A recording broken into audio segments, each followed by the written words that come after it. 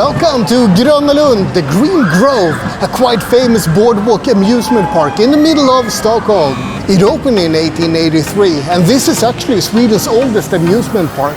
1.4 million people visit this park every year.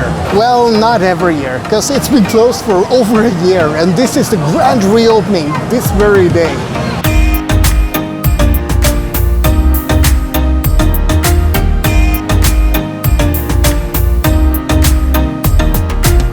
This is the oldest ride here, Circus Karusellen. It opened in 1883, but it was actually rebuilt in 1991. So I'm riding the fake oldest ride here. Still, I'm riding a lion. Woo, look at that. And this is the second oldest ride here, the Tunnel of Love, that I'm riding all by myself. If you want to get wet for all the wrong reasons, you can ride this one. But it sucks.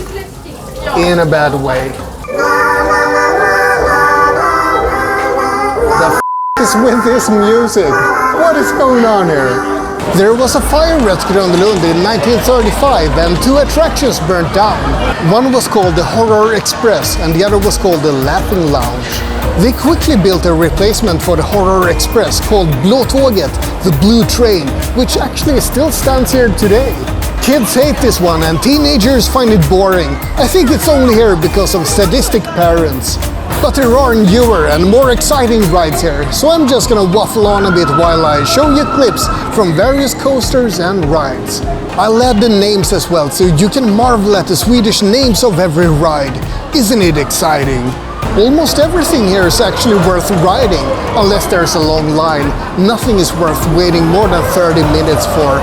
Aim for 20 minutes at most, or see if you can bribe a kid to stand in line for you. I've actually never tried that. If you do, please tell me if it works.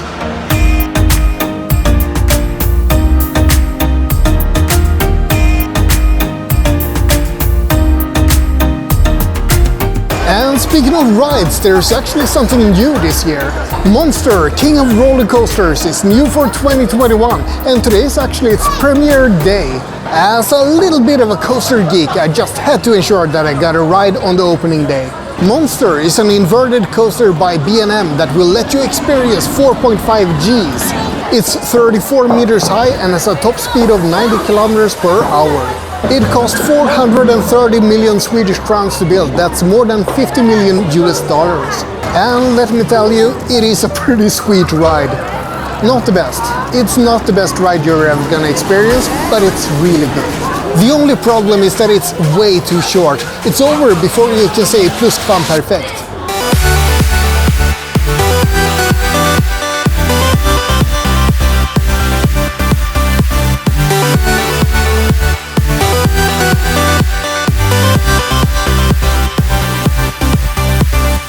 Aside from the rides, there's a lot of concerts here as well.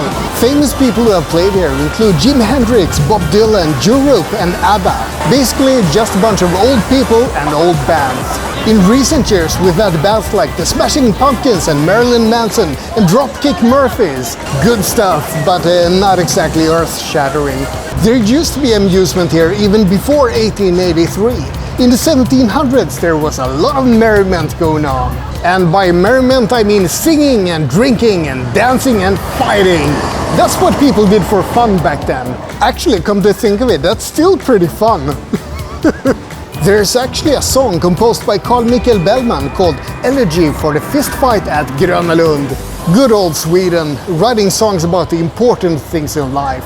During the 1800s, more taverns and fairgrounds opened in this area, and eventually Tivoli Gröna Lund was opened at the end of the 19th century.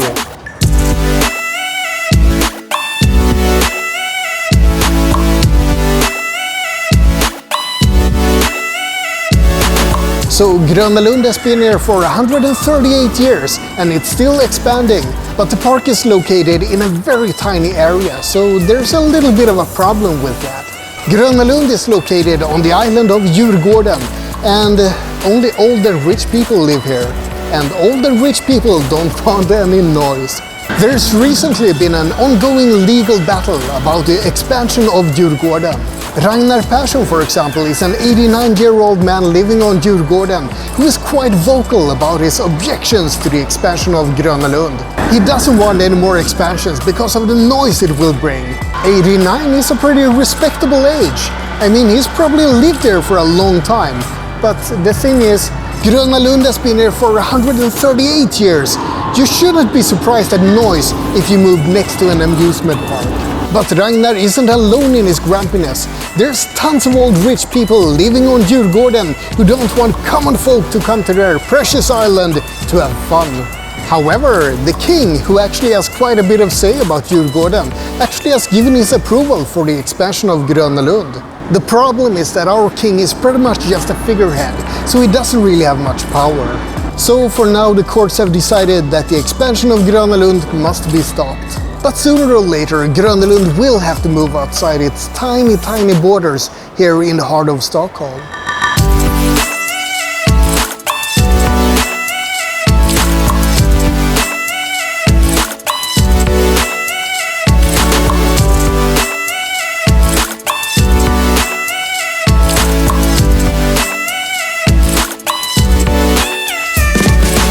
But the opinions on how the expansion should happen differs quite a bit.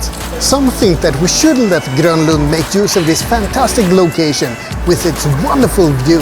And some say that Grenalund should move somewhere to the suburbs of Stockholm, because that's where the common people who go to Grenalund live anyway. I have no idea what will happen in the future, but for now I'm happy that I can ride a new roller coaster called Monster. I'm also happy that there's a beautiful Boardwalk Amusement park smack in the middle of Stockholm. So you can probably tell which way my vote would go. Either way, I hope you enjoyed this little look at Gröna Lund. Like and subscribe, but most importantly, have a great day.